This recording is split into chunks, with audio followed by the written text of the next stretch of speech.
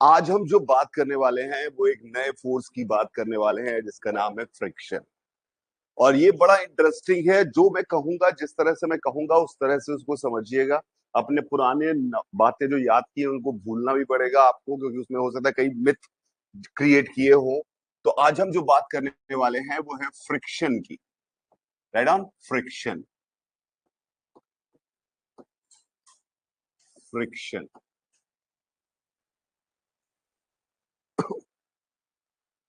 Friction.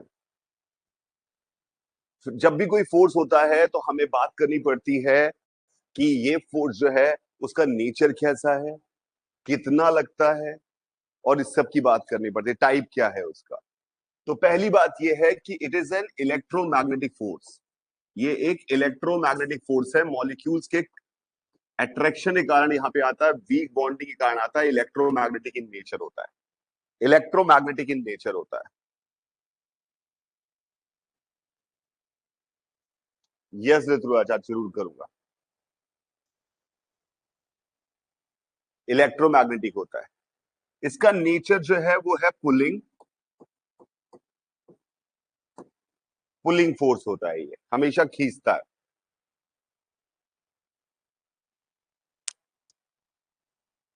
Pulling force है। ठीक है। और कितना लगता है उसकी बात है एडजस्टेबल। एडजस्टेबल। Adjustable amount. कितना लगता है वो एडजस्टेबल है। ठीक है। ये तो इसकी कोई वैसे कोई जरूरत नहीं, पर हमने लिख लिया ताकि हमें पता हो कि इसका बेसिक नेचर किस तरह का हो रहा है। अब हम बात करते हैं, ढंग से समझने की कोशिश करते हैं फ्रिक्शन क्या चीज है। जब भी कोई दो सरफेस कांटेक्ट में आती है और उनमें नॉर्मल डेवलप होता है, नॉर्मल डेवलप होता है, कांटेक्ट में आती है और नॉर्मल डेवलप होता है। तो नॉर्मल डेवलप होने का मतलब होता है कि वो एक दूसरे से चिपकी है। कुछ किसी ने नॉर्मल अपने आप छूने से नॉर्मल सिर्फ नहीं आ जाता। कोई बाहरी फोर्स अगर पुश करेगा तब नॉर्मल डेवलप होता है, सिर्फ यहाँ पे टच करके। जैसे कोई भी दो ब्लॉक, एक ब्लॉक यहाँ रखा हुआ है और एक ब्लॉक उसके बगल में रखा हुआ है, तो यहाँ अपने आप इनके छूने से नॉर्मल फोर्स डेवलप नहीं हो जाता। कोई बाहरी फोर्स आएगा, इसको पुश करेगा या इसको पुश करेगा, तब नॉर्मल फोर्स डेवलप होने वाला होगा। तो नॉर्मल फोर्स जो डेवलप हो रहा होता है, ठीक है, नॉर्मल फोर्स डेवलप हो रहा होता है तो इनके कुछ मॉलिक्यूल्स पास आ जाते हैं। असली में अगर आप सरफेस को उठाकर देखें तो सरफेस का नेचर जो है वो कुछ इस तरह से उबड़ खाबड़ उबड़ खाबड़ उबड़ खाबड़ होता है। क्लियर है मेरी बात? दूसरी सरफेस का नेचर भी उबड़ खाबड़ उबड़ खाबड़ उबड़ खाबड़ होता है। और जब इनको प्रेस कर दिया गया है तो इनके बीच में क्या हो गया, नॉर्मल डेवलप हुआ। नॉर्मल डेवलप होने का मतलब है ये एक दूसरे के बहुत करीब आए, पुश करना स्टार्ट किया। इस पुश करने के चक्कर में अगर मैं यहां पर उठाकर इस चीज को जूम करके देखने की कोशिश करूं, तो जूम करके अगर मैं देखूंगा तो ये कुछ इस तरह का सिचुएशन ऐसा आएगा। इस सिचुएशन में क्या होगा, कुछ मॉलिक्यूल्स तो अभी भी, इसका मॉलिक्यूल और ये मॉलिक्यूल तो अभी भी दूर है, लेकिन कुछ मॉलिक्यूल जो है वो इफेक्टिवली, ये वाले मॉलिक्यूल जो है वो पास आ गए। जैसे ये मॉलिक्यूल्स, कुछ मॉलिक्यूल्स पास आ जाते हैं तो इनके बीच में एक वीक बॉन्ड बन जाता है। इनके बीच में एक वीक बॉन्ड बन जाता है। किन मॉलिक्यूल्स के बीच में? सरफेस के मॉलिक्यूल जो पास आ गए हैं, उनमें सारे मॉलिक्यूल पास आएंगे इसकी गारंटी नहीं है, कुछ पास आ जाएंगे। क्लियर है? अगर मैं इसको और ज्यादा ताकत से हिट कर दबाऊंगा तो ज्यादा मॉलिक्यूल पास आ जाएंगे। तो ज्यादा मॉलिक्यूल पास आएंगे तो ज्यादा मॉलिक्यूल के बीच में एक वीक बॉन्ड बन के तैयार हो जाएगा। इसका मतलब है नंबर ऑफ बॉन्ड्स इस बात पे डिपेंड करता है कि कितना हार्ड आपने नॉर्मल लगाया है। यानी number of bonding will be proportional to normal between them. जितना ज्यादा नॉर्मल होगा उतने ज्यादा लोग बॉन्ड्स बनाएंगे सारे मॉलिक्यूल। और ये जो इफेक्टिवली, आपको पता है, आप अगर इसका टोटल सरफेस एरिया, अगर इसका टोटल सरफेस एरिया की अगर हम बात करें, अगर वो मान लो 100 है, तो इसमें जो मॉलिक्यूल जिनके पास आ रहे होते हैं नॉर्मल लाइफ में, जो बॉन्ड बना रहे होते हैं, वो एक होंगे, एक यूनिट एरिया होगा। मतलब समझ में आ रहा है? 100 एरिया अगर उसका है तो एक एरिया इफेक्टिवली बॉन्ड में कंट्रीब्यूट करता है। तो जितना ज्यादा पुश करते जाते हैं उतने ज्यादा मॉलिक्यूल्स के बॉन्डों की संख्या बढ़ती जाती है। नंबर ऑफ बॉन्ड्स किस पे डिपेंड करता है? नॉर्मल फोर पे। और ऑब्वियसली बॉन्ड बन जाता है तो ये साथ रहने की कोशिश करता है, ये बॉन्ड की एक स्ट्रेंथ है। ठीक है, इसको लिखते हैं, धीरे धीरे समझ में आएगा, धीरे धीरे समझ में आएगा। when two surfaces comes in contact when two surfaces comes in contact,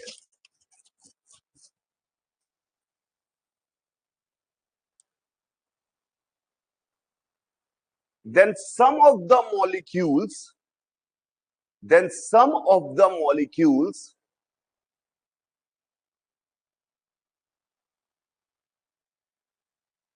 of both surfaces make weak intermolecular bond, weak intermolecular bond। ठीक है, ठीक है, पक्का। This bond has a bond strength,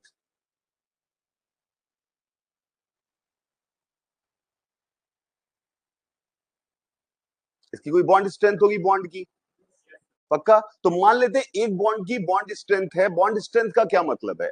bond strength का मतलब है उस बॉन्ड को तोड़ने के लिए कितना फोर्स चाहिए, उसकी बॉन्ड स्ट्रेंथ हो गई। एग्जाम्पल के तौर पे लिख लेते हैं, एग्जाम्पल के तौर पे लिख लेते हैं, लिख लीजिए ब्रैकेट में जस्ट एक ईजी एग्जाम्पल के तौर पे लिख रहे हैं। Let bond strength is 10⁻⁶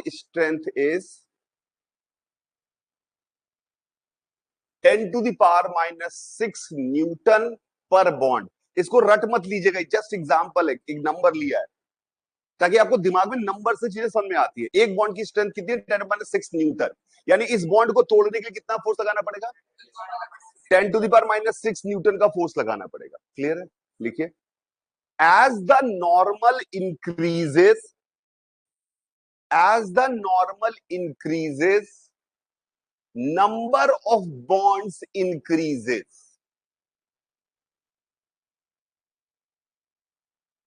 number of bonds increases because effective contact area increases।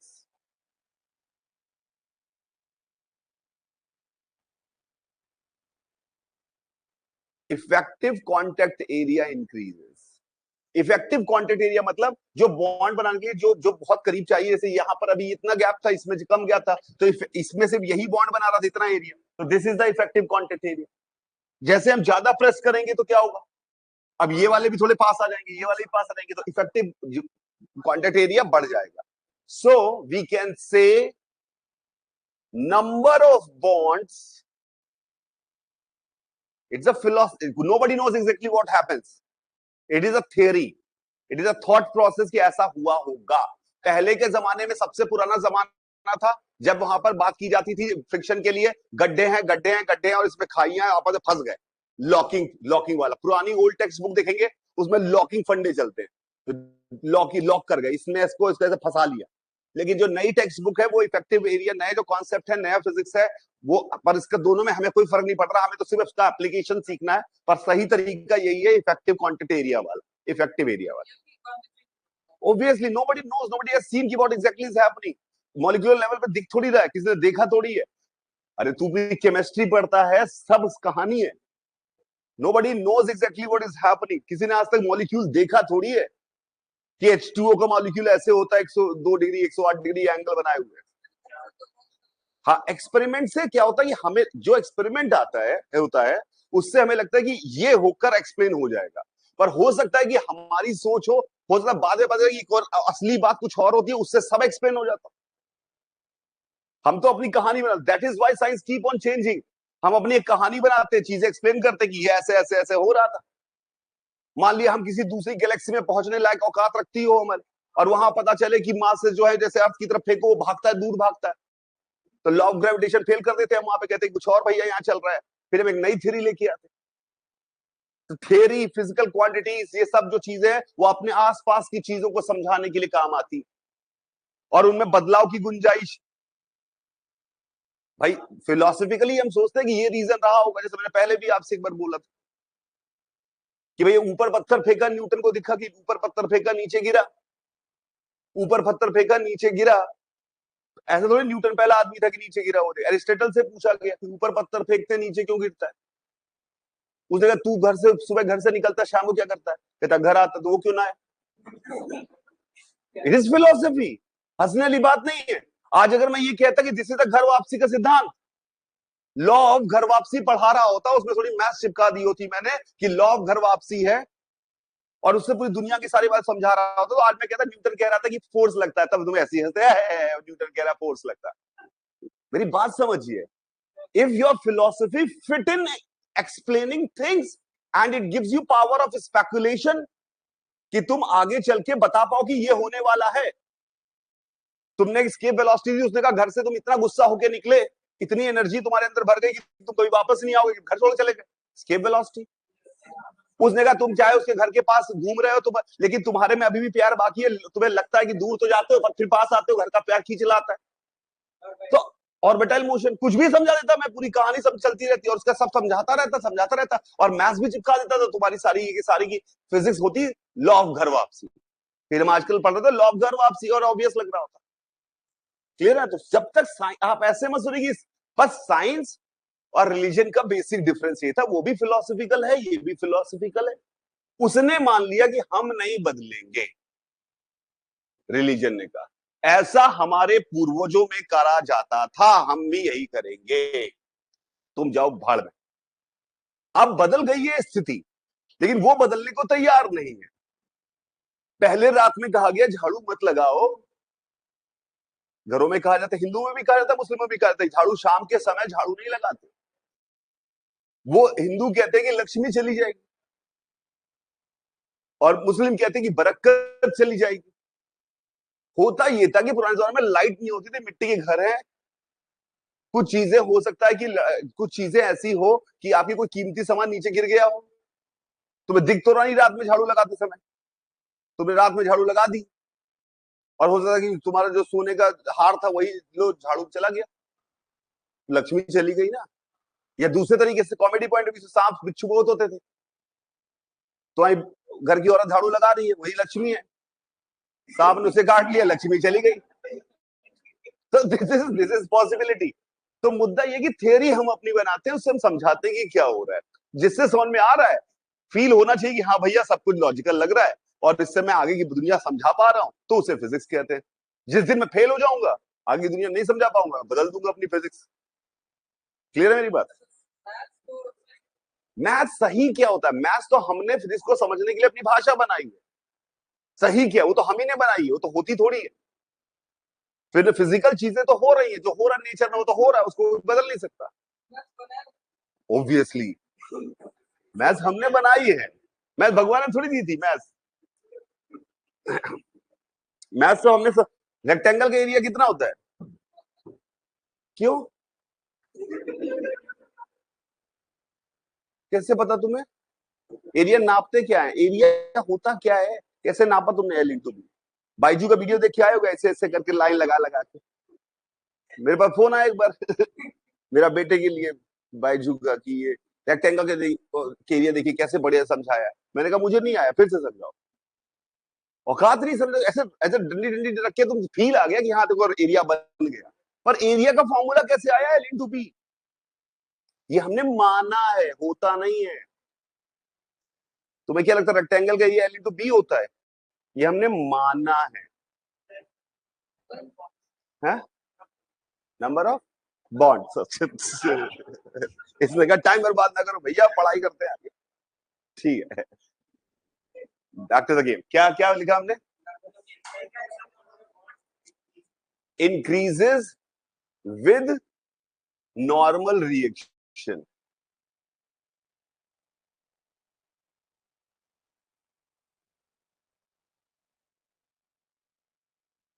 हाँ मोटा मोटा क्या सकते हैं ऋतुराज, पर हमें एक रफ आइडिया आपको बता रहा हूं ताकि बहुत कॉम्प्लिकेशंस में नहीं जा रहा हूं। ठीक है, तो यानी मोटा मोटा ये है कि टोटल बॉन्ड स्ट्रेंथ, ज्यादा मॉलिक्यूल बॉन्ड बना देंगे तो बॉन्ड इनके चिपकाने की ताकत ज्यादा हो जाएगी।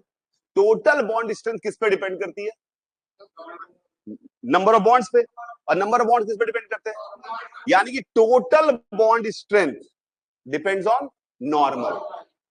कई लोग ऐसा कहते थे कि ज्यादा पास लाओगे तो ज्यादा स्ट्रॉन्ग बॉन्ड बनेंगे, वो भी नॉर्मल की प्रोपोर्शनलिटी की बात है। तो ओवरऑल मुद्दा ये है कि टोटल बॉन्ड स्ट्रेंथ इनके बीच की वो किस पे डिपेंड करती है, नॉर्मल रिएक्शन। लिखिए, so we can finally say that total bond strength, total bond strength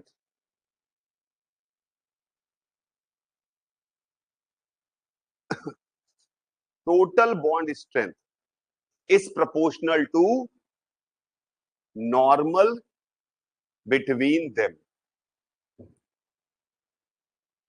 ठीक है, पक्का। टोटल बॉन्ड स्ट्रेंथ का मतलब क्या हुआ कि अगर उन दोनों को अलग करना है, जुदा करना है, तो हमें अलग करने के लिए इनके ये टोटल बॉन्ड्स को तोड़ना पड़ेगा। यानी इनको जुदा करने के लिए हमें टोटल बॉन्ड स्ट्रेंथ के बराबर का फोर्स लगाना पड़ेगा। क्लियर है क्या मेरी बात? तो यानी ये जो इसका मतलब, या दूसरे शब्दों में, ये साथ रहने के लिए किसी ऊपर वाले को खींचा, नीचे वाले को रोका, तो ये साथ रहने के लिए अपने बॉन्ड्स, जैसे रस्सी बंधी हुई है ऐसे समझ लो इनके बीच में, ऐसे दिख रहा है रस्सी बंधी हुई है, अभी ढीली पड़ी है रस्सी, बॉन्ड तो है, बॉन्ड फोर्स नहीं लगाते, बॉन्ड स्ट्रेंथ है, फोर्स अपने आप नहीं लगाते। जैसे मैंने इसको आगे किया, रस्सी सारी टाइट हो गई, तो सारी रस्सी टाइट हो गई, तो कहेंगे वापस आओ वापस आओ, इसको बुलाएंगे, और इसको इसके, देखो रस्सियां दिख रही हैं आपको, दिख रही है ना रस्सियां, तो रस्सियां इनके बीच में ढीली पड़ी थी। अब आपने इसको जैसे पुश किया तो ये रस्सियां थोड़ी ऐसी तिरछी हो गई, स्लांट, तो इस रस्सियां जो है ऊपर वाले को क्या करेगी, पुल, रस्सी है तो पुल ही करेगी ना, और नीचे वाले को करेगी पुल इधर की तरफ, तो वो पुल करेगी ताकि तुम साथ रहो, बॉन्ड ना टूटे। और इनकी टोटल बॉन्ड स्ट्रेंथ कितनी है, जो हमने निकाली, नॉर्मल के प्रोपोर्शनल है, कुछ भी है वैल्यू, तो टोटल बॉन्ड स्ट्रेंथ जो इनकी है वो नॉर्मल के प्रोपोर्शनल है। तो इनको अगर आप कभी अलग करने की कोशिश करोगे तो इनके बॉन्ड्स रोकेंगे कि मत अलग हो। इनकी मैक्सिमम औकात जो है वो नॉर्मल के प्रोपोर्शनल है, मैक्सिमम औकात जो है इनकी वो नॉर्मल के प्रोपोर्शनल है। लेकिन अगर आपने मान लो इधर की तरफ मैक्सिमम औकात है, इधर की तरफ ऐसे फोर्स लगाया कि इनको रोकने के लिए इसको 5 न्यूटन का फोर्स पीछे लगाना पड़ा, मान लो ऐसा जरूरत पड़ी, और इसकी बॉन्ड स्ट्रेंथ है 10, तो ये 5 न्यूटन का लगा के साथ रखेगा। अगर आपने इनको तोड़ने के लिए, इनको बॉन्ड तोड़ने के लिए आपने आपने कोशिश की और आपने कुछ फोर्स लगाया और इसको साथ रखने के लिए लगाना पड़ा, 15 न्यूटन का फोर्स लगाने की जरूरत पड़ी, पर टोटल औकात है इसकी 10, तो क्या होगा, बॉन्ड टूट जाएंगे, बॉन्ड टूट जाएंगे और वो स्लिपिंग करना स्टार्ट कर देगा। क्लियर है क्या मेरी बात? सिंपल सी बात है बॉन्ड स्ट्रेंथ का। ठीक है,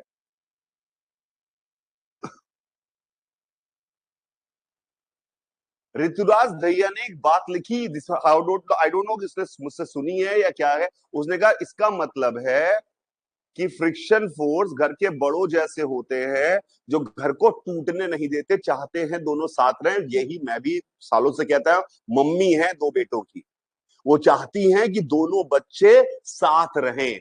उसके लिए उन्हें जिधर फोर्स लगाना, जैसे एक बच्चा ज्यादा कमाने लगेगा तो कहेंगे थोड़ा सा हिस्सा इसको दे दो यार, साथ रहो। एक कम कमा रहा है तो उससे लेकर, कम कमा रहा है तो उसको इससे लेकर इसको दे देंगी, ज्यादा कमा रहा है ज्यादा वाले से लेकर कम को चाहती है दोनों साथ रहे। मतलब सिंपल सी बात है, ठीक है। लिखिए, friction force is a shear force. Friction force is a shear force. Shear force. SHEAR. बता रहा हूं रुक जा मैं। Friction force is a shear force. Shear force उसे कहते हैं जो जिस भी सरफेस पे लग रहा है उस सरफेस के पैरेलल है। जो ऐसे लगता है इस तरह के फोर्सेस को लॉन्गिट्यूडनल फोर्स कहते हैं, जो ऐसे लगते हैं उन्हें कहते हैं शियर फोर्स। तो शियर फोर्स, वर्ड शियर का मतलब होता है शियर, इस तरह के फोर्स को जो सरफेस के पैरेलल लगता है ऐसे फोर्सेस को शियर कहते हैं। जो परपेंडिकुलर लगते हैं उन्हें लॉन्गिट्यूड। अभी तक हमने नॉर्मल फॉर्मल से पढ़े थे वो सब लॉन्गिट्यूडनल फोर्स है, पक्का। It is a shear force which acts between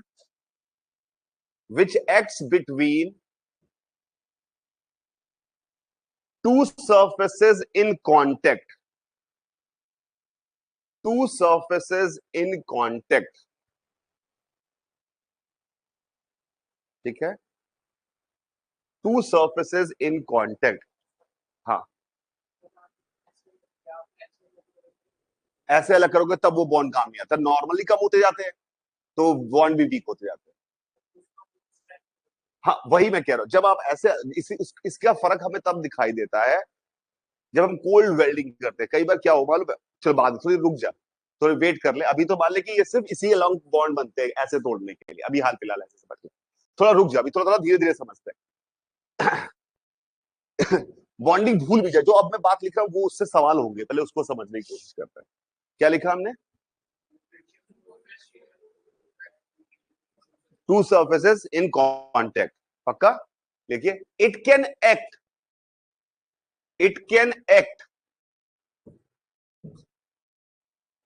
in any direction along surface, in any direction along surface,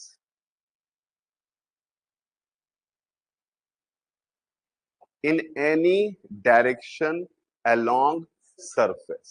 ये सरफेस के अलाउंग किसी तरह आपने ऐसे खींचा तो ऐसे लग जाएंगे बॉन्ड, ऐसे बन टूट वापस लाएंगे, ऐसे अगर सेपरेट करने की कोशिश की तो इधर ले आएंगे, ऐसे सेपरेट करने की कोशिश की तो उधर लग जाएंगे, इधर लगाई तो इधर आ जाएंगे, तो सरफेस के अलाउंग किसी भी दिशा में लग सकते हैं। ठीक है, लिखिए, it can act, it can act by any amount, it can act by any amount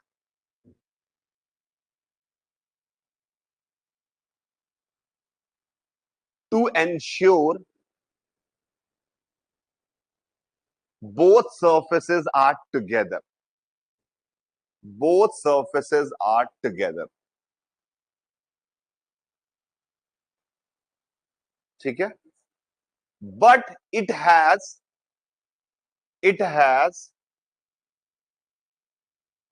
a maximum limit,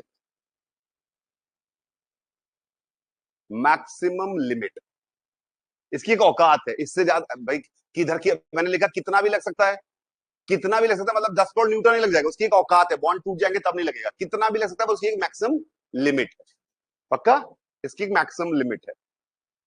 ठीक है, if requirement is more then, if requirement is more than, requirement is more than its maximum limit, किस चीज की requirement? दोनों को साथ रखने की रिक्वायरमेंट, एक ही लाइन है, दोनों को साथ रखना, रोकना इंपॉर्टेंट नहीं है, दोनों को साथ रखना। If requirement is more than maximum limit, then it will act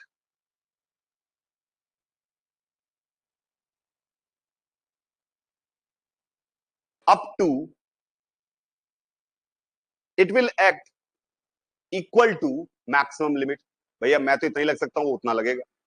it will act up to नहीं, equal to maximum limit, and surfaces will slip. जरूरत ज्यादा है, जरूरत पूरी नहीं हो पाएगी तो स्लिप करेंगी। ठीक है, पक्का, हिंदी में लिखो, क्योंकि इसके अलावा कुछ है ही नहीं कहानी, हिंदी में लिखो, फिर से लिखो इस बात को। दो सरफेसेस को साथ में रखने के लिए, दो सरफेसेस को साथ में रखने के लिए, दो सरफेसेस को साथ में रखने के लिए फ्रिक्शन जितना चाहे, जिधर चाहे, जितना चाहे, जिधर चाहे, क्योंकि ये मैं बार बार बोलूंगा, जब भी तुम फंसोगे, सवाल गलत करोगे, तुम यही गलती मिस करोगे, ये बात तुमने नहीं सुनी होगी, ये गलत की होगी। एक ही लाइन है पूरे फ्रिक्शन में, जितना चाहे, जिधर चाहे, ब्रैकेट में अलोंग सरफेस, परपेंडिकुलर नहीं लग जाएगा, जितना चाहे, जिधर चाहे लग सकता है, लग सकता है, पर अपनी औकात के अंदर, पर अपनी औकात के अंदर। ठीक है, अपनी औकात के अंदर फ्रिक्शन की औकात मतलब वो कितना लग सकता है, इसे कहते हैं maximum value of static friction. Static मतलब चाहता है साथ रहे, रोकना नहीं, साथ रखना। ऐसे value of static friction is equal to mu into N, mu S into N, mu S into N. अभी आपने बोला था औकात एन के प्रोपोर्शनल है, तो प्रोपोर्शनलिटी कांस्टेंट मैंने म्यू एस लगा दिया, म्यू एस लगा दिया। मैक्सिमम वैल्यू फ्रिक्शन की औकात कैसे निकालोगे हमेशा, म्यू एस इंटू एन। क्या चाहता है फ्रिक्शन, साथ रखना। वो ये नहीं चाहता कि रोकूं, साथ रखना चाहता है। किसको साथ रखना चाहता है, दो सरफेसेस जो कांटेक्ट में। तो एक अगर धीरे चलना चाह रहा होगा और एक तेज चलना चाह रहा होगा, तो धीरे वाले कहेगा तू तेज हो, तेज वाले कहेगा धीरे हो, ताकि साथ रहो। फ्रिक्शन हमेशा क्या चाहता है, साथ रखना। किधर रखना, किधर लग सकता है, जिस दिशा में। कितना लग सकता है, अपनी औकात के अंदर जितने की जरूरत हो उतना लगेगा। 5 की जरूरत हो 5 लगेगा, 10 की जरूरत हो 10 लगेगा, 500 की जरूरत हो 500 लगेगा। लेकिन अगर उसको जरूरत है 2000 की और उसकी औकात है 1000, तो कहेगा भैया 2000 तो लग पाएंगे, 1000 लग जा रहे हैं। सिंपल। फ्रिक्शन का काम क्या है, दोनों सर्फेसेस को साथ रखना। इसके अलावा कोई कभी रोकना फोकना बोला सब गड़बड़ हो जाएगा। फ्रिक्शन का काम सिर्फ एक ही है कि दो सर्फेसेस जिनके बीच में है वो हमेशा साथ रहे, वो हमेशा साथ रहे। उसके लिए वो जिस पर जिधर चाहे जितना लग सकता है उतना, और जिधर चाहे जितना चाहे लग सकता है, पर अपनी औकात के अंदर। तो खुद कैलकुलेट करता है कि मुझे इतने की जरूरत आ रही है, मैं इतना लग जाऊंगा। सेल्फ एडजस्टिंग फोर्स है, अपनी मर्जी से लगेगा जितने की जरूरत होगी। अगर जरूरत जो पड़ेगी वो औकात से ज्यादा हो जाएगी, तो वो कहेगा मैं औकात के बराबर लगूंगा, फिर स्लिपिंग स्टार्ट हो जाएगी, फिर स्लिपिंग स्टार्ट हो जाएगी। क्लियर है क्या मेरी बात। Mu S is called coefficient of static friction. लिख लीजिए, mu S is called coefficient of static friction. Mu S is called coefficient of static friction.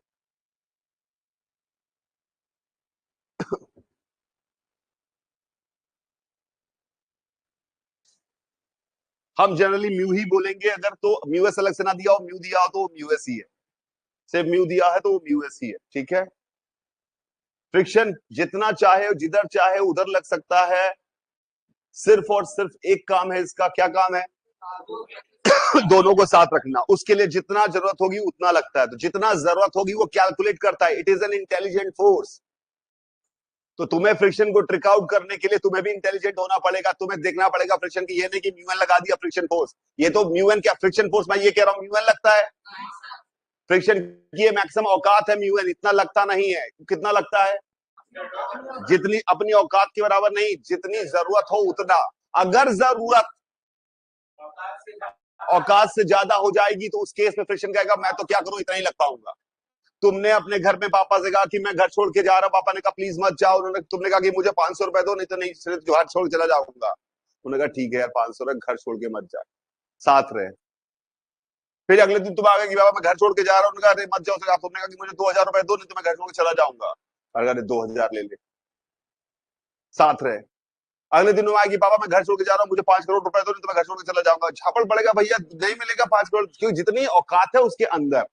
क्या मेरी बात समझ में आ रही है, जितने की जरूरत है उतना लगता है। मेरी बात समझने की कोशिश करिए। लेकिन अगर उस जरूरत औकात से ज्यादा होगी तो स्लिपिंग होनी पक्की है। और स्लिपिंग होनी पक्की है तो फ्रिक्शन की वैल्यू फिक्स हो गई कि इतनी लगेगी। पक्का, पक्का। फिर से अपनी भाषा में भी एक बार लिखो, क्योंकि यही है सिर्फ।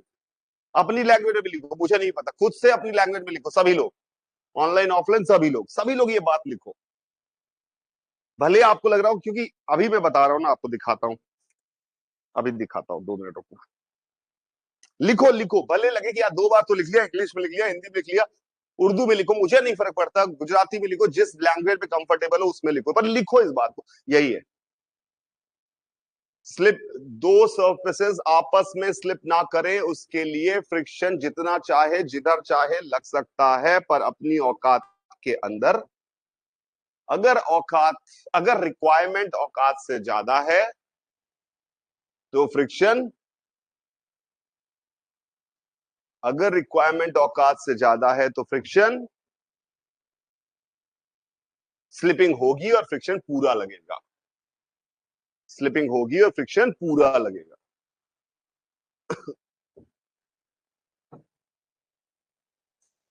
सिर्फ इतनी ही लाइन है। तो हमें हमेशा एनालाइज करने के लिए दो चीजें देखनी पड़ेगी, उसकी औकात कितनी है और रिक्वायरमेंट कितनी है। फिर हम कुछ जाके जज करके बता पाएंगे कि कितना लगेगा, किधर लगेगा। औकात कितनी है और रिक्वायरमेंट औकात कितनी है, हमेशा हमें दो चीजें चेक करनी चाहिए। जब भी फ्रिक्शन का सवाल आएगा कि कितना लगेगा, किधर लगेगा, इस तरह का सोचने की कोशिश करेंगे तो हम देखेंगे what is the requirement of friction और हम देखेंगे व्हाट इज द मैक्सिमम औकात ऑफ द फ्रिक्शन। अगर हम चाहते हैं कि स्लिपिंग ना हो तो क्या खंड फंड स्लिपिंग ना हो उसके लिए क्या होना चाहिए, स्लिपिंग कब ना, स्लिपिंग ना हो उसका सिर्फ एक बेसिक फंडा है कि औकात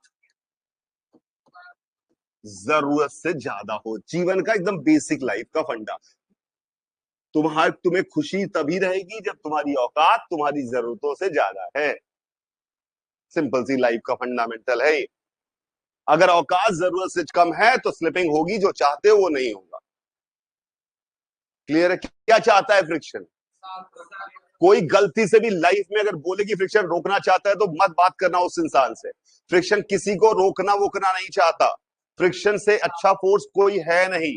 हमें हमारे दिमाग में एक तो गलत, क्योंकि अंग्रेजी के शब्दों में फ्रिक्शन जब कहते हैं कि there is a friction in the relation, तो it seems like a negative word कि इनके संबंधों में फ्रिक्शन आ गया है, क्योंकि वो निगेटिव की फीलिंग देता है कि अभी इनके बीच में तनाव आ गया है। फ्रिक्शन हमेशा निगेटिव फीलिंग देता है कि फ्रिक्शन के कारण लॉसेस, लॉसेस के साथ फ्रिक्शन जोड़ते हैं हमेशा। लेकिन friction is an intelligent force और वो बहुत अच्छा फोर्स है। वो क्या चाहता है, दोनों साथ रहें।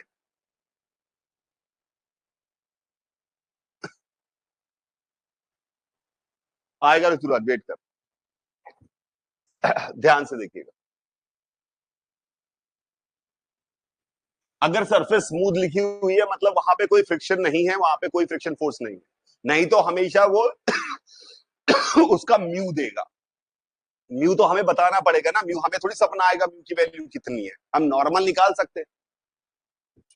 सिचुएशन देखिएगा ध्यान से। ये है 10 kg का ब्लॉक, ये है 5 kg का ब्लॉक, ये है 10 kg का ब्लॉक, ये है 5 kg का ब्लॉक। ये सरफेस है स्मूथ। कैसी? Smooth surface. यहां फ्रिक्शन कॉफिशिएंट दिया हुआ है म्यू की वैल्यू 0.2, म्यू की वैल्यू 0.2, पक्का? म्यू की वैल्यू 0.2। और इस पर इधर की तरफ लगाया हुआ है 12 न्यूटन का फोर्स, 12 न्यूटन का फोर्स, 12 न्यूटन का फोर्स। ठीक है, 12 न्यूटन का फोर्स लगाया हुआ है। क्वेश्चन है फाइंड देयर इंडिविजुअल एक्सिलरेशन। अभी आप करेंगे नहीं, मेरे साथ देखेंगे। Find their individual accelerations, acceleration, find their individual accelerations. ठीक है, सबसे पहला स्टेप होगा जब भी सवाल इस तरह के आएंगे आपको लिखना पड़ेगा फ्रिक्शन की औकात पहले पता कर लो कितनी है। यहां फ्रिक्शन है क्या? यहां फ्रिक्शन है ही नहीं तो औकात भी नहीं है, यहां कोई रुकेगा नहीं, पक्की बात है। यहां पे नॉर्मल निकालना पड़ेगा। तो अगर आप इसका बीडी बनाना आप सीख चुके हैं तो वर्टिकल में तो चल नहीं रहा है, तो वर्टिकल में 50 नीचे की तरफ, नॉर्मल ऊपर की तरफ, तो नॉर्मल और -50 इक्वल टू 0 हो गया। तो नॉर्मल की वैल्यू कितनी आ गई? 50। नॉर्मल की वैल्यू 50 आ गई तो फ्रिक्शन की मैक्सिमम वैल्यू एफ मैक्स मैंने लिख दिया, F max is equal to 10 newton. Is it right? F max equal to 10 newton. अब सॉल्व करने की कोशिश करिए, आप क्या करेंगे। मैंने एफ मैक्स लिख दिया, अब आपका दिमाग लगाइए, देखते हैं क्योंकि आपका दिमाग चल रहा है कि नहीं, क्योंकि friction is an intelligent force, वो सिर्फ उन्हीं का सही होगा जो इंटेलिजेंट है। ठीक है, अब आपने इसके ऊपर इधर फोर्स लगाया, इसके ऊपर फोर्स लगाया नहीं तो ये आगे जाने की टेंडेंसी है इसकी, तो फ्रिक्शन इसको पीछे लगाने की कोशिश करेगा। कितने की जरूरत है फ्रिक्शन की? 12 की। गुड, क्योंकि वो रोकना चाहता है फ्रिक्शन, तो 12 7 में रखना चाहता है। अच्छा ठीक है, तो फ्रिक्शन की औकात कितनी है यहाँ पे? 10, तो कितना लगेगा? 10। तो आपके हिसाब से ये आपने किया कि इसके ऊपर ये तो आपने 12 लगाया, फ्रिक्शन कह रहा है कि मैं पूरा लग जाऊंगा, 10 लगा दिया। इस वाले नीचे वाले पे एक्शन रिएक्शन से फ्रिक्शन आपने 10 लगा दिया, ऊपर वाले के ऊपर यही दो फोर्स हैं 12 और 10 का, तो आपने इक्वेशन की 12 माइनस 10 बराबर 5 इंटू ए। तो 12 माइनस 10 बराबर 5 इंटू ए, तो एक्सलेशन कितना आया 5 के जी का? 0.4। और 10 के जी का कितना आया? 1। 10 का फोर्स है तो 10 मास है, 1 आ गया। यही आ गया आंसर सभी का। बिल्कुल बढ़िया बात है, आ गया सभी का आंसर। अब इसका मतलब क्या हुआ, अब इस चीज को समझ। आप गए भानगढ़ भूतिया इलाके में, और आप पहुंचे एक अकेले किले में, ठीक है, सारे दोस्त आपके खो गए कहीं पर। आपने देखा एक बड़ी सी टेबल पड़ी हुई है, उस टेबल के ऊपर एक बॉक्स रखा हुआ है। यहां टेबल, टेबल के ऊपर रखा है बॉक्स। आपने बॉक्स पकड़ा और बॉक्स को खींचा, बॉक्स धीरे चला, नीचे की टेबल जूम करके निकल गई। मौत आ जाएगी, मौत आ जाएगी तुम्हारी। बॉक्स यहां रखा हुआ है, नीचे टेबल है, आपने बॉक्स को खींचा, बॉक्स नहीं चल रहा है, टेबल निकल गई यूं, मौत आ जाएगी आपकी। तुम्हारा आंसर तो वही है, इसको खींच रहे हो, ये साला धीरे चल रहा, नीचे की टेबल उर्र करके बाहर निकल गई। चलो भागो भागो भागो भागो भागो। क्यों कहा तुम्हें फ्रिक्शन की यहां पे 10 की 12 की जरूरत है?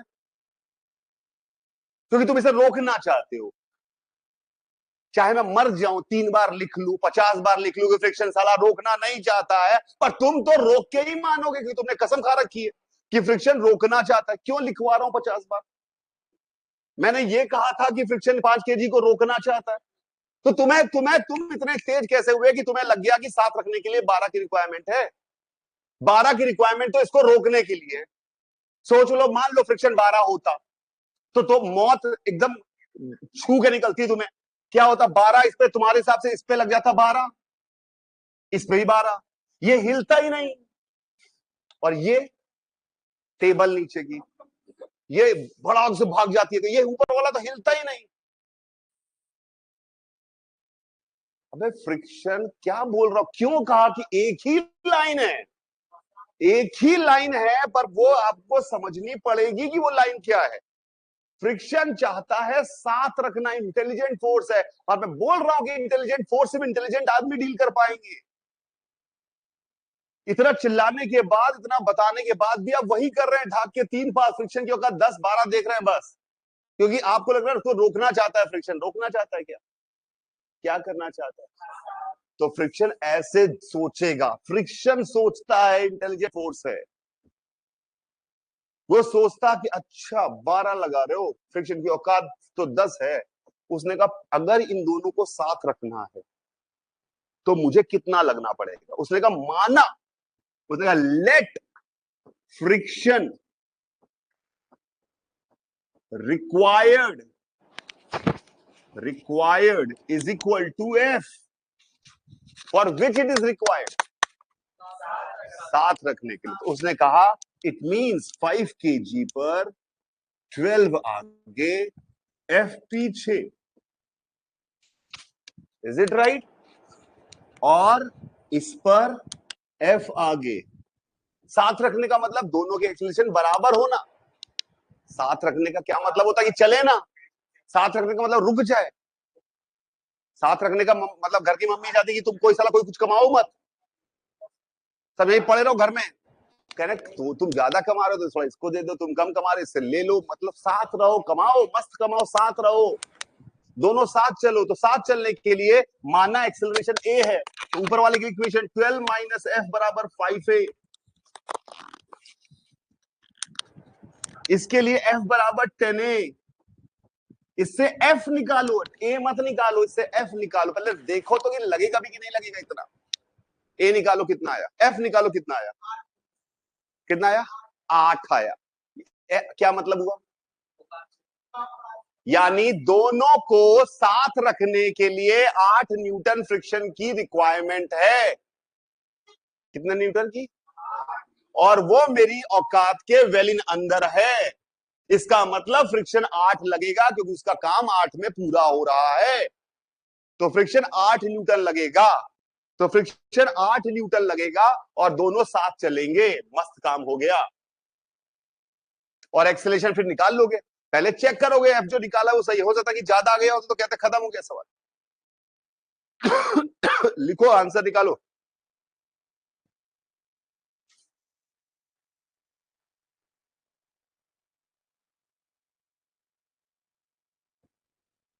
पर 12, हाँ, फ्रिक्शन नहीं चाहता कि रोके किसी को।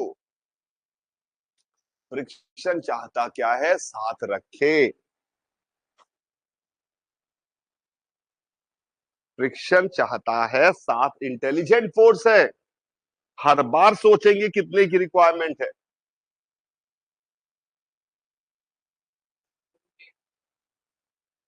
कितना आया?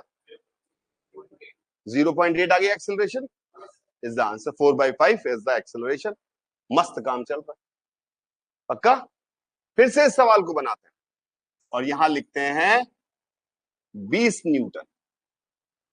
सवाल सॉल्व करते हैं, फिर से सॉल्व करते हैं। औकात तो अभी भी उतनी है।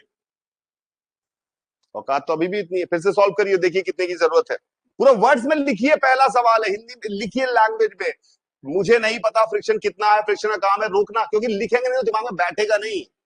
नहीं तो वही होगा, मैं जितना चिल्ला लूं 3 बार लिखने के बाद भी आप वही है ढाक के 3 बार। आप यही कह रहे हैं कि फ्रिक्शन 12 चाहिए, 20 चाहिए। लिखिए दोनों। फ्रिक्शन चाहता है दोनों को साथ रखना, माना दोनों साथ है, माना फ्रिक्शन की रिक्वायरमेंट एफ है। माना फ्रिक्शन की रिक्वायरमेंट एफ है। बिल्कुल सही उत्कर्ष। लिखिए। वर्ड्स में लिखने से दिमाग में बैठती है चीजें। कुछ है ही नहीं फ्रिक्शन में। चैप्टर नहीं है, एक तरह का फोर्स है। जैसे नॉर्मल था, टेंशन था, एमजी था, वैसे एक तरह का एक फोर्स है। चल न्यूटन लॉ ही रहा है, पर थोड़ा सा अतरंगी फोर्स है, इसलिए थोड़ी अहमियत देते हैं इसको, क्योंकि दिख ही गया होगा अतरंगी है। कितना लग रहा है वो अपनी मर्जी से, तुम्हारी मर्जी से नहीं लगेगा, सोचना पड़ता है।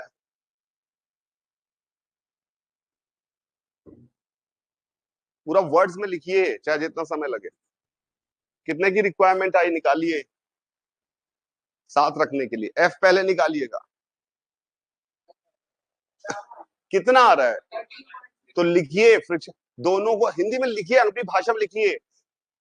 To keep them together require. Solve किया होगा ना ऐसे 20 - f करके, तो उसे f की वैल्यू 13.33 आ रही है। 40/3, 13.33। तो अब लिखिए the requirement of friction is 13.33 newton to keep both blocks together.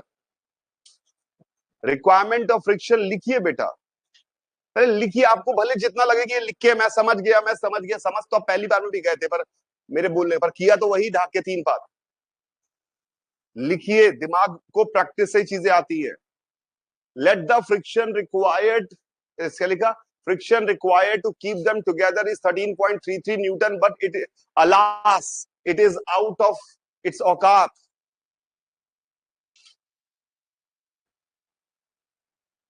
तो क्या करेगा? तो फ्रिक्शन कहेगा अब मैं कुछ नहीं कर सकता, मैं तो 10 ही लगूंगा, तुम्हें जितना तो तुम स्लिपिंग करो।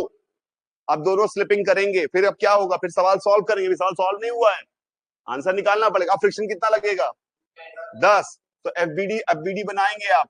इस पे 20 लगा, इस पे 10 लगा पीछे, तो कितना आया? 20 - 10 बराबर 5 इंटू ए की वैल्यू 2 आई। नीचे वाले पे 10 आ गए। 10 बराबर A1 की वैल्यू, इसकी वैल्यू आई 1। अब देखो आंसर भी लॉजिकल आए हैं। ऊपर वाले का ज्यादा, नीचे वाले का कम। जिसको खींचोगे वही तो तेज चलेगा यार।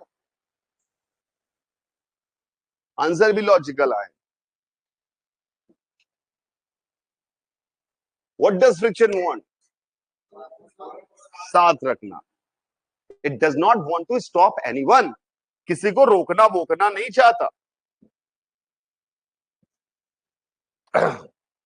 अब रोकने वाला सेंस हमारे दिमाग में इसलिए आ गया है कि जनरली एक ही ब्लॉक होता है और जमीन होती है। अब वो जमीन को चाहता है जमीन के साथ रहे, जमीन कहती है साथ रहना है तो रुकना पड़ेगा क्योंकि मैं तो नहीं चलूंगी। जमीन और इसके बीच का फ्रिक्शन होता, वो क्या चाहता, दोनों साथ रहे। यहां दोनों साथ रहने में ये हटी आदमी ये कह रहा मैं हिलूंगा ही नहीं, तो इसलिए वहां पर फील आता है फ्रिक्शन रोकना चाहता है। सिंगल ब्लॉक में ये फील आता है, पर कंफ्यूजन बड़े ब्लॉक में जैसे ही आते हो जाता है। इसलिए पहले से फ्रिक्शन को सही समझो, सही बात समझो। क्योंकि लोग कहते हैं फ्रिक्शन रोक फील आ जाता है, क्योंकि सर लोग पहला सवाल दुनिया में कोई भी टू ब्लॉक का थोड़ी फोटो बनाता होगा, पहला सवाल तो सिंगल ब्लॉक का ही बनाता होगा। उससे दिमाग में कचरा भर जाता है, उसके बाद वो साफ नहीं होता साला, क्योंकि 15 सवाल लगा लेते हो कचरे के साथ, 15 सवाल का सही भी होते रहते हैं। और जैसे दो ब्लॉक का सवाल आता, कुछ तिरछा मिर्चा सवाल आता, औकात सामने बार की फ्रिक्शन नहीं समझ में आता है, क्योंकि शुरुआत में ही थोड़ी गलती की। तो शुरुआत में वो ये सवाल गलती कराना मेरा काम था, कि गलती नहीं कराऊंगा तो तुम्हें समझ में नहीं आएगा। 3 बार 4 बार लिखवाने के बाद तब तुम्हें, अब कम से कम ये बात क्लियर है फ्रिक्शन चाहता क्या है। फिर भी तुम गलती करोगे, मुझे तुम्हारी औकात पता है, तुम इतना कहने का फिर वही करोगे। और एकदम बेसिक फंडामेंटल है, मुझे कुछ भी नहीं आता, फिर मुझे सिर्फ इतना पता है फ्रिक्शन जितना चाहे उधर लग सकता है।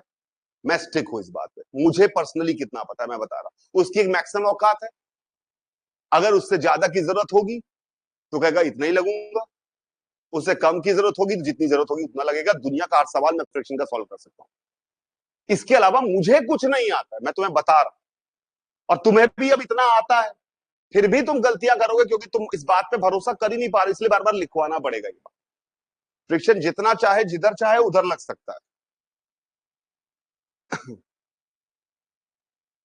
यस उज्जवल, अभी मैंने कुछ उठाया ही नहीं, मैंने सवाल तो भी कराया नहीं, मेरे तो सिर्फ एक बेसिक फंडामेंटल क्लियर करना था। क्या चाहता है फ्रिक्शन में, बार बार पूछो, पूरे 2 दिन, अगले 2 दिन यही बोलता रहूंगा, रोज साला 20 बार बुलवाऊंगा। फ्रिक्शन चाहता है दोनों साथ रहे, फ्रिक्शन चाहता है दोनों साथ रहे, उसके लिए वो जितना चाहे जिधर चाहे उधर लग सकता है, जितना चाहे जिधर चाहे उधर लग सकता है। कोई relative velocity, relative motion, relative motion के अपोजिट लगता है, ऐसी कोई बकवास नहीं है। जितना चाहे जिधर चाहे उधर लग सकता है। साइकिल ऐसे चलती, कई बार फ्रिक्शन ऐसे लगता है। वो कहता है गिरना नहीं है, जिसके लिए स्लिपिंग नहीं करनी, उसके लिए तुम बताओ किधर चाहिए, जितना चाहिए जिधर चाहिए उधर लगेगा। पक्का? गुड। चलिए, अब दुनिया में कोई भी सवाल आए, सोचने का तरीका यही है। अब हम पहले आसान सवालों से स्टार्ट करते हैं, single block, basic basic problem, basic basic problem. और अगर जरूरत औकात से ज्यादा होगी तो, और स्लिपिंग होगी, ठीक है, पक्का? लिखिए एक बात, अगर जरूरत औकात से ज्यादा है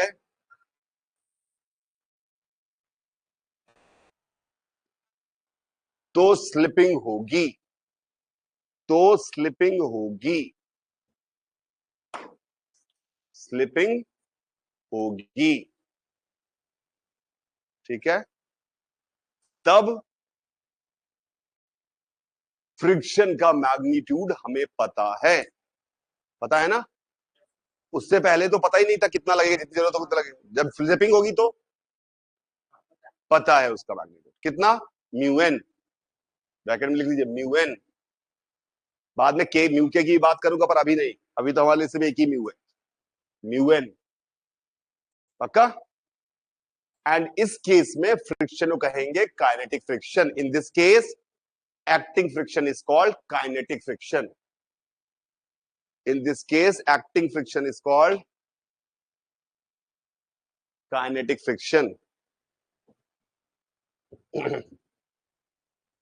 पक्का? अरे क्लियर है, गुड।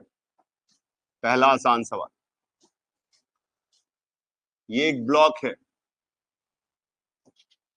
10 kg का, म्यू की वैल्यू है 0.5, म्यू की वैल्यू है 0.5, ठीक है। इसके ऊपर एक फोर्स एफ लग रहा है ऐसे, पहला सवाल एकदम आसान, अब यहां से स्टार्ट हुए सवाल। ठीक है, F is gradually increased. F is gradually increased.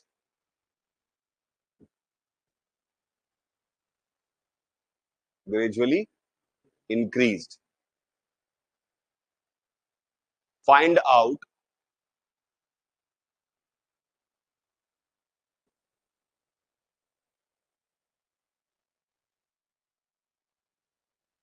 या do the analysis of motion for different values of F. F को बढ़ाएंगे धीरे धीरे क्या होगा। ठीक है, सबसे पहला स्टेप क्या होगा? स्टेप 1, फ्रिक्शन की औकात लिखेंगे। फ्रिक्शन की औकात लिखेंगे। औकात लिखेंगे तो यहां वर्टिकल में यहां पे फोर्स बैलेंस है, तो mg नीचे की तरफ, नॉर्मल ऊपर की तरफ, तो कितना आ गया नॉर्मल? 100। पक्का दिख रहा है आपको? नॉर्मल की वैल्यू 100। इस सवाल में इस दिशा में नहीं चल रहा है, ऐसा नहीं कि नॉर्मल हमेशा mg के बराबर होता है, इस दिशा में नहीं चल रहा है, इसलिए मैंने कहा n माइनस एम जी बराबर 0। पक्का? n माइनस एम जी बराबर 0, तो n की वैल्यू आई 100, तो फ्रिक्शन की यहां पे औकात लिख दी, F मैक्स की वैल्यू है 50। अब आपने इधर इसके ऊपर F लगाया, तो फ्रिक्शन यहां नीचे इनके बीच में फ्रिक्शन है, वो क्या चाहता है? साथ रखना। साथ रखने में जमीन क्या कह रही है? मैं तो नहीं चलूंगी। तो फ्रिक्शन चाहता तू भी मत चल, क्योंकि जमीन ने तो वैसे ही कसम खा रखी मुझ पे फोर्स को लगाओ ना लगाओ मैं चलने वाली नहीं हूं, ये बात क्लियर है। तो फ्रिक्शन यहाँ कहेगा 10 kg वाले ब्लॉक से तू भी मत चल। तो उसको कितने की जरूरत है? जितना F लगाएंगे उतना ही इसको जरूरत है। तो F की वैल्यू अगर आप 5 न्यूटन लगाएंगे तो आराम से रोक लेगा 5 लगा के। F की वैल्यू 10 लगाएंगे तो दब भी रोक लेगा। F की वैल्यू 40 लगाएंगे तो, F की वैल्यू 50 लगाएंगे तो रोक लेगा। F की वैल्यू 50.01 नहीं रोक पाएगा। इसका मतलब है आप कहोगे F less than 50 will not move. Am I right? Will not move. F less than 50 will not move. पक्का? F greater than 50 will move. F greater than 50 में किस एक्सेलरेशन में मूव करेगा? उस केस में फ्रिक्शन फिक्स हो जाएगा 50, तो आएगा F minus 50 divide by 10 is the acceleration. Am I right? अरे क्लियर है? ग्राफ बनाते हैं, इसमें कैपिटल F आप बदल रहे हो और फ्रिक्शन है यहां पर, F और फ्रिक्शन का 50 पे खेल बदल रहा है। आपको दिख रहा है 50 से पहले चल नहीं रहा है। 50 से पहले क्या है? जितना F है उतना ही फ्रिक्शन है, जितना F लगा रहे हैं क्या उतना ही फ्रिक्शन है। तो पहले ग्राफ आएगा y इक्वल टू एक्स वाली लाइन। अरे फ्रिक्शन की वैल्यू F के बराबर होगी, F की वैल्यू 50 से ज्यादा, फ्रिक्शन कांस्टेंट 50। ये किसका ग्राफ आ गया? फ्रिक्शन वर्सेस F का। अगर मुझे ग्राफ बनाना है एक्सीलरेशन वर्सेस F का, तो आपको पता है 50 पे नीचे खत्म हो बदल रहा है, 50 तक एक्सीलरेशन कितना है? 0 0। ये ग्राफ हुआ। 50 के बाद ये फॉर्मूला है, एक्सेलरेशन वर्सेस F का ग्राफ में ये फॉर्मूला है। तो ये आपका ग्राफ जो होगा F की वैल्यू 50 पे 0 हो गई इसकी वैल्यू। अरे चेक करो, उसके बाद क्या ये लीनियरली F के साथ इंक्रीज करेगा? This is the graph, this is the graph. ठीक है, दो बातें ध्यान सुनो। 50 पे खेल बदल रहा है, दो लैंग्वेजेस आएंगी। वो बोलेगा what is the maximum force required, what is the maximum force F such that block does not move 50।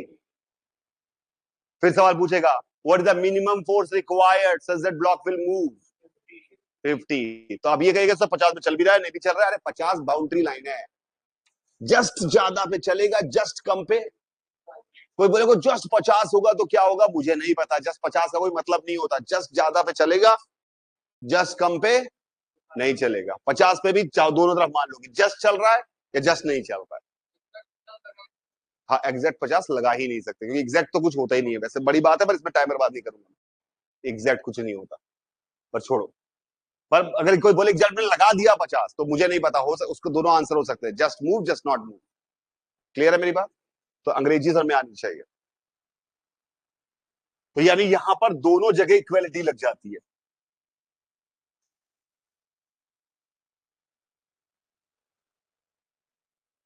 दोनों जगह लग जाएगी तो कोई बुराई नहीं है।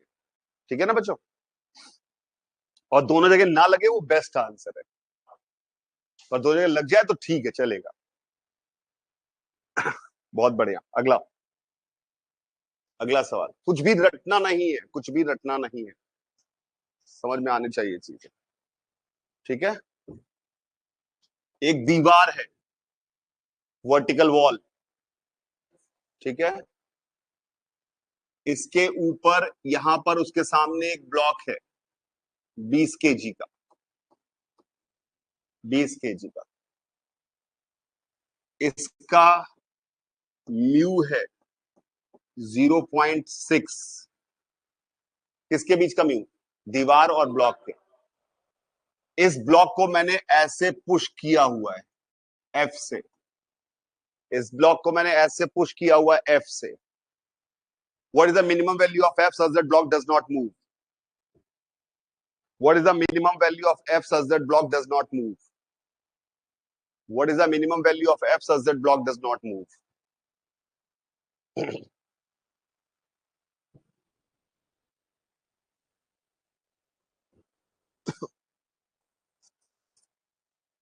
सबसे पहले क्या निकालते हैं? औकात। तो इस ब्लॉक का नॉर्मल यहां पे लग रहा होगा। क्या ये ब्लॉक इस दिशा में चल सकता है क्या?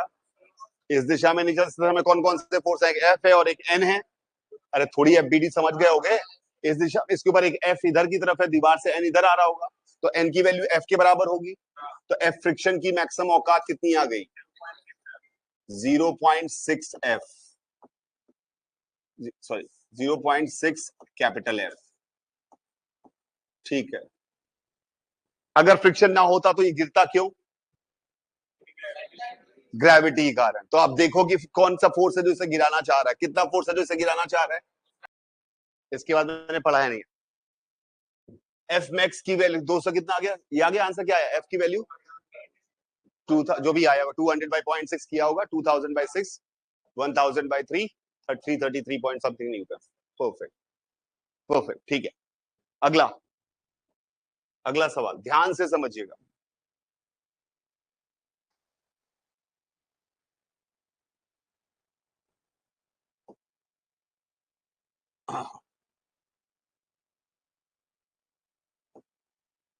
ये थीटा है, ये फिक्स्ड है, इसका मास m है, इसका मास m है। उसमें तो कुछ था नहीं उत्कर्ष, मैंने पहले ही समझा दिया था, वही वहां तक की बात थी। चलो मैं समझा रहा हूं। इस सवाल को उतारे पहले। ये एक इंक्लाइन प्लेन है, फिक्स्ड है, फिक्स्ड इंक्लाइन प्लेन है, थीटा है, मास उसके ऊपर m रखा हुआ है। ठीक है। Question, what is the requirement of friction coefficient? What is the requirement of friction coefficient such that block does not slide? Such that block does not slide.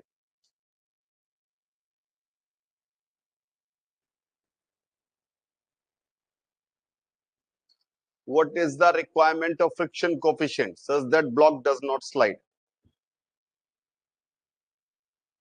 आगे करिए, करिए।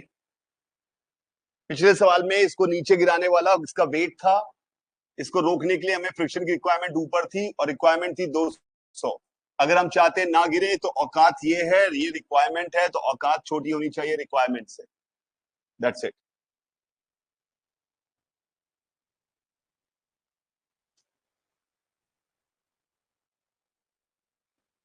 हो गया? क्या क्या फोर्स लग रहा है इसके ऊपर? बिना फ्रिक्शन के सोचेंगे पहले। mg और एक नॉर्मल। मुझे इतना तो पता है कि ये इस दिशा में नहीं चल रहा है, इस दिशा में नहीं चल रहा है। तो इस दिशा में अगर आप देखें तो ये एंगल थीटा आया, तो mg cos थीटा इधर है, नॉर्मल इधर है, इस दिशा में नहीं चल रहा है, तो n is minus mg cos theta बराबर 0, यानी n की वैल्यू हो गई mg cos थीटा। तो f max लिख दिया, f max लिख दिया mu mg cos theta, f max लिख दिया म्यू mg cos थीटा। अब इसको चलाना कौन चाहता है? अगर फ्रिक्शन ना होता तो इसका एक कंपोनेंट mg का इधर की तरफ आ रहा है, mg sin theta, mg sin theta, clear है? इधर की तरफ आ रहा है mg sin थीटा, पक्का है? इधर की तरफ एक कंपोनेंट आ रहा है mg sin थीटा, बहुत ध्यान से समझिएगा। इधर की तरफ कंपोनेंट आ रहा है mg sin थीटा, अगर ना होता फ्रिक्शन तो ये इधर की तरफ गिरता, इसको रोकने के लिए इधर फ्रिक्शन चाहिए। क्या फ्रिक्शन इधर लग सकता है? हाँ, सरफेस के अलॉन्ग किधर भी लग सकता है, पक्का? कितने की जरूरत है? तो एफ रिक्वायर्ड, आराम आराम से करिए, भले बहुत हीरो बन रहे हो कि ऐसा तो बहुत आसान काम, मुझे सब आता है। ये आया एफ की value requirement mg sin theta, ये आई रिक्वायरमेंट। क्या चाहिए? रिक्वायरमेंट औकात से कम होनी चाहिए अगर ना गिरे तो, यानी mg sin theta must be less than equal to mu mg cos theta, अगर आप चाहते हैं कि ना गिरे तो mu greater than equal to tan theta, mu greater than equal to tan theta. बहुत ही बढ़िया। अगला सवाल फटाफट करने हैं, सारा खेल इसी बात का। ये एक वेज है, ये एंगल थीटा है, इसके ऊपर एक ब्लॉक रखा हुआ है मास m का, इस वाले वेज को इधर खींच रहे हैं 2g से, इस वाले वेज को इधर खींच रहे हैं 2g से, ठीक है? यहां फ्रिक्शन कोएफिशिएंट की वैल्यू म्यू है।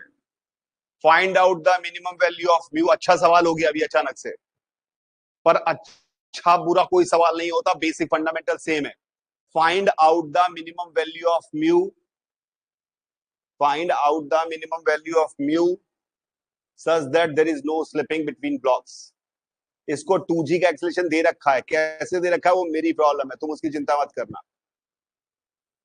If somebody has given some acceleration of to a block, so don't draw the FBD of that block because this acceleration is given by some forces and forces are his responsibility, not yours.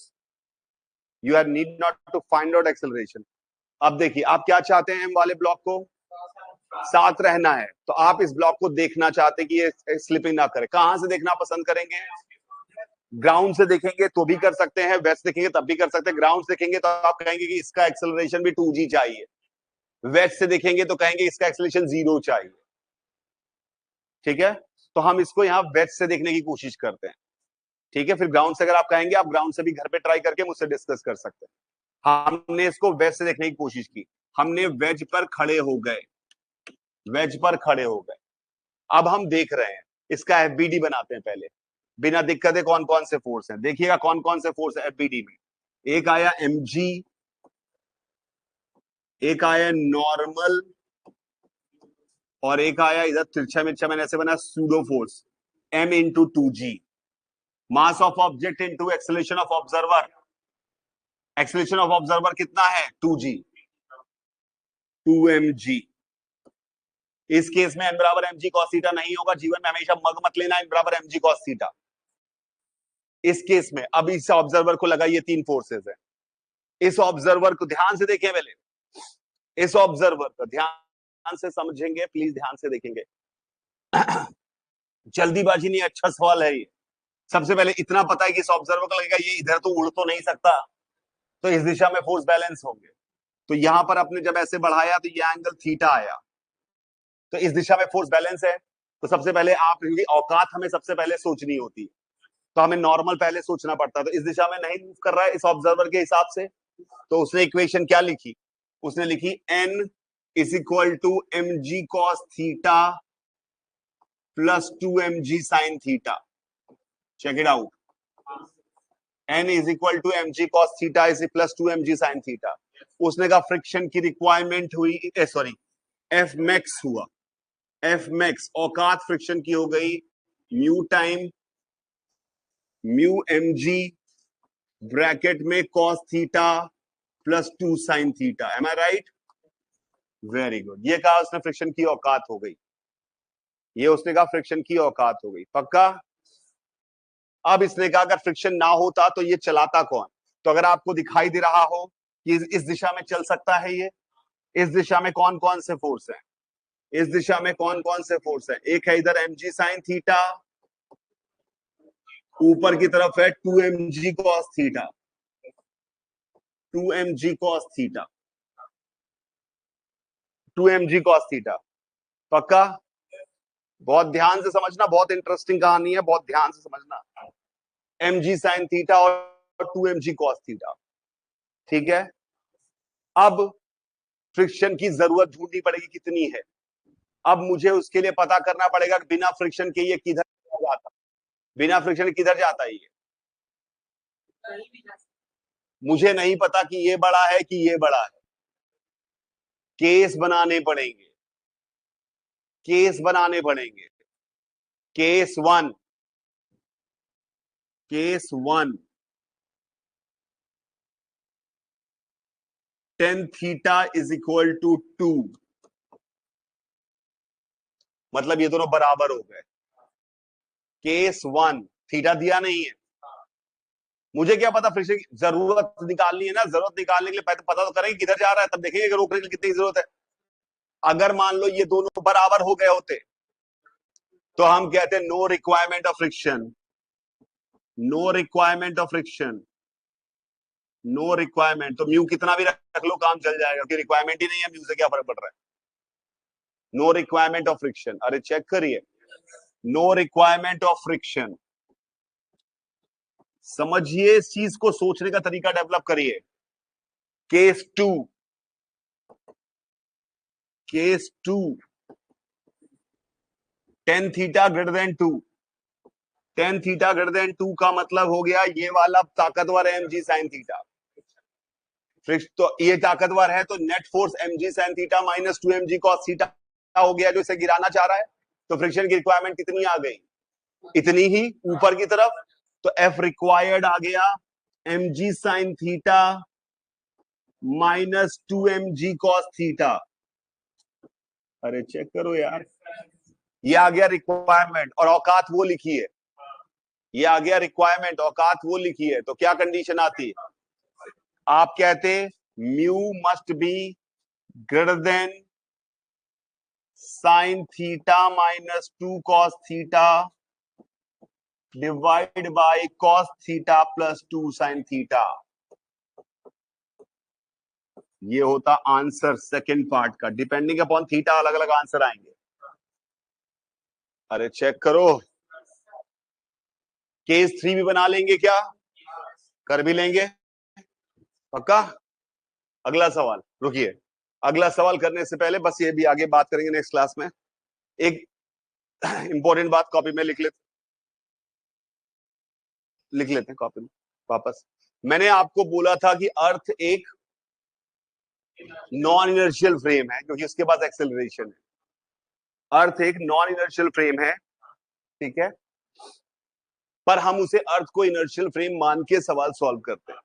और उसमें मैंने बोला था 2 गलती बराबर है 9 गलती। लिखिए, अर्थ इज, ऐसे नोट करके लिख लीजिए, is a non inertial frame, non inertial frame, frame as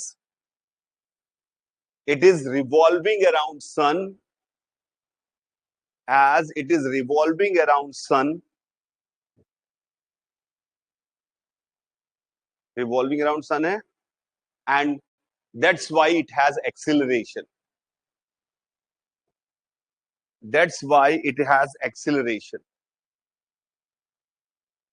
ठीक है, रिवॉल्व करिए तो उसका सर्कुलर मोशन पढ़ेंगे तो R omega square v square by R का उसका एक्सेलरेशन है, which is a finite value, कुछ भी है।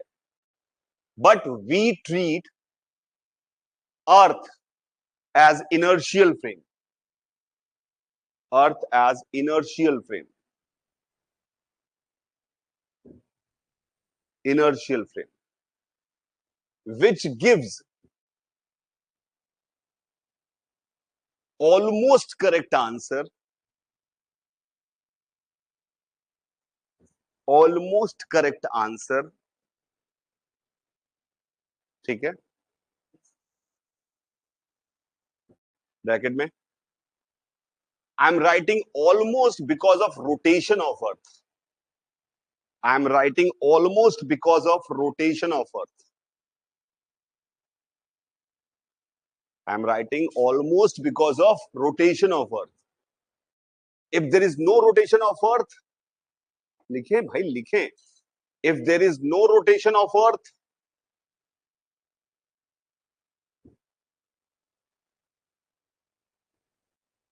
and it only revolves, it only revolves,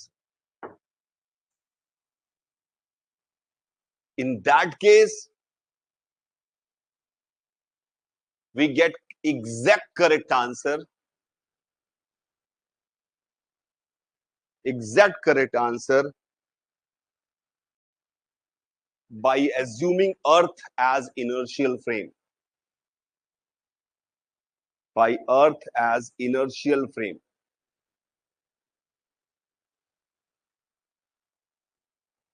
While it is not, अब हिंदी में बोलता हूँ, अंग्रेजी में कम समझ में आया, क्या लिखा है मैंने. अर्थ के पास दो तरह के एक्सेलरेशन है, एक खुद के रोटेशन के कारण और एक सन के कारण रेवोल्यूशन के कारण. रोटेशन वाले को भी नेग्लेक्ट कर देते हैं, रोटेशन का बहुत कम इफेक्ट पड़ता है, रेवोल्यूशन का थोड़ा सा इफेक्ट है. रेवोल्यूशन वाला एक्सेलरेशन जो अर्थ का है उसके हिसाब से अर्थ नॉन इनर्शियल फ्रेम हो गई, पर हम सवालों को सॉल्व करने के लिए इनर्शियल मान के सवाल सॉल्व करते हैं और आंसर सारे निकलते हैं, सही आते हैं. वो सही होते भी जबकि हम गलत कर रहे हैं, अर्थ को इनर्शियल फ्रेम नहीं मानना चाहिए था, पर हम इसके अलावा एक और गलती करते हैं, इसलिए दो गलती बराबर नो गलती हो जाती है. उसको समझने की मैं कोशिश करता हूं. जैसे मान लीजिए एक दुनिया है ये एलिवेटर के अंदर, और ये एलिवेटर की दीवारें जो हैं वो पूरी तरह से ब्लाइंड फोल्डेड है, मतलब ब्लाइंड्स लगे हुए, मतलब बंद, यू नॉट सी आउटसाइड. ठीक है, तुम लोग हम सब इसी के अंदर रहते हैं ऐसा समझिए, और ये नीचे अर्थ है. ठीक है, और ये फ्री फॉल कर रहा, फ्री फॉल कर रहा है, फ्री फॉल कर रहा है. इसके पास एक्सेलरेशन है बिकॉज ऑफ ग्रेविटी. हम लोग यहां पर लोग हैं, हम जीवन अपना जी रहे हैं, मस्त जीवन जी रहे हैं यहाँ पे, हम सब यहीं पर है अंदर, ये सब हम लोग हैं, दुनिया हमारी बसी है. हमें नहीं पता है कि ये फ्री फॉल कर रहा है. ऑब्जर्वर नेवर मूव्स, ऑब्जर्वर क्या पता कि फ्री फॉल कर रहा है, उसकी दुनिया के हिसाब से तो सब नॉर्मल है. पक्का. इस ऑब्जर्वर ने एक ब्लॉक को यहां छोड़ा, ऐसे ऑब्जर्वर ने ब्लॉक को पकड़ा था, ब्लॉक को छोड़ा, ब्लॉक रुका रहेगा उसके लिए. क्यों? क्योंकि वो भी फ्री फॉल करेगा, ये भी फ्री फॉल कर रहा है, तो उसको क्या दिखाई देगा? रुका हुआ. पक्का. तो इस ऑब्जर्वर ने कहा कि इस दुनिया के लोग आपस में बात कर रहे हैं, आपस में बात कर रहे हैं कि हम इनर्शियल फ्रेम है. क्यों इनर्शियल फ्रेम बोल रहे हैं ये? क्योंकि इन्होंने कहा कि भैया हम एक्सेलरेट नहीं कर रहे. पक्का. तो मैंने कहा ये ब्लॉक रुका हुआ कैसे? इन्हीं लोगों से पूछा, तो इन लोगों ने कहा कि इस पर कोई फोर्स नहीं लग रहा है इसलिए रुका हुआ है. मैंने कहा ये ब्लॉक को छोड़ा, ब्लॉक रुका हुआ दिखाई दिया, हम सबको अंदर ही अंदर, हमें बाहर, बहुत समझना, हम बाहर नहीं है, हम सब अंदर हैं. ब्लॉक ऐसे छोड़ा, रुका हुआ है. मैंने पूछा इफेक्ट के लिए, इफेक्ट दिखा मुझे. मैंने कहा explain why block is at rest, block is at rest, explain. उन्होंने कॉज बताया. इन्होंने कहा as there is no force on it, no force on it. पक्का. इन्होंने कहा कि हम इनर्शियल फ्रेम है, इन्होंने कहा कि there is no force on it, और इससे उन्होंने इफेक्ट को क्या एक्सप्लेन कर दिया. क्या क्या दो बातें बोली इन्होंने? हम इनर्शियल फ्रेम है and there is no force on the block. ये भी गलत. और ये भी गलत, क्योंकि ब्लॉक पे mg का फोर्स लग रहा है। इन्होंने वो दिखाया ही नहीं, इनका जीवन मस्त चल रहा है, उन्होंने कहा हम इनर्शियल फ्रेम। तो दो गलती करके इनका इफेक्ट एक्सप्लेन कर पाए। सेम काम हम करते हैं कभी, जब आपको क्या लगता है कि आप सन की तरफ रिवॉल्व क्यों कर रहे हैं, क्यों कर रहे हैं आप सन की तरफ, आप भी कर रहे हैं कि नहीं कर रहे हैं? अर्थ पे कर बैठे हो तो अर्थ करे तो तुम भी कर रहे हो, तुम क्यों कर रहे हो, तुम क्यों कर रहे हो अर्थ के चारों तरफ रिवॉल्व? किसी भी चीज का कारण ये नहीं होता कि हम उसके साथ हैं, हम उसके हाथ हैं, वो इनर्शिया, इनर्शिया हर चीज का कारण फोर्स होता है। मैंने आपको बोला है, अगर न्यूटन्स लॉ का दिमाग में, अगर फिजिक्स को दिमाग में डालना है तो कारण हमेशा फोर्स होता है। क्यों कर रहे हो तुम अर्थ की तरफ, सन की तरफ रिवॉल्व? बिकॉज सन हम पर भी फोर्स लगा रहा है और हम सन की तरफ रिवॉल्व कर रहे हैं। ठीक है, तो जब हम अर्थ पर बैठकर कहते हैं अर्थ इनर्शियल फ्रेम है, हम गलत बोलते हैं, पर साथ में एफबीडी में फोर्स भी नहीं दिखाते सन वाला।